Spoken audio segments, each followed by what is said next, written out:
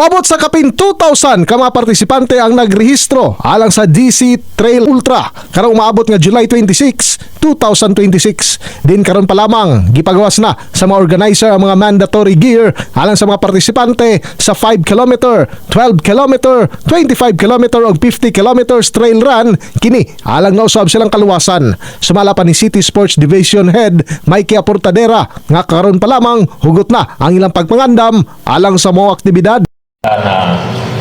We will have a route that we will be posting pag approve na din sa public safety ang ilahang deployment ito. That's the time we would be posting it sa ato ang Facebook.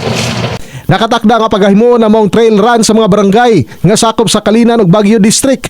Busa hugot na ang koordinasyon sa mga tigdumala sa mong lumba ngadto sa mga komunidad nga maagian niini. We start and end Baguio Kalinan to where it traverses na mo mapa ang i-post suno kung asa siya mo agi para makahibulo ang tanan. Ang Trail Run Ultra mo'y pinakaunang city-sanctioned event nga nagdala og pakighiusa sa mga atleta, fitness enthusiast ug pamilya nga mahilig sa outdoor activities. Pagpasigarbo usab kini sa Davao City nga nagpakita nga ang syudad usa ka hub alang sa adventure ug sports tourism.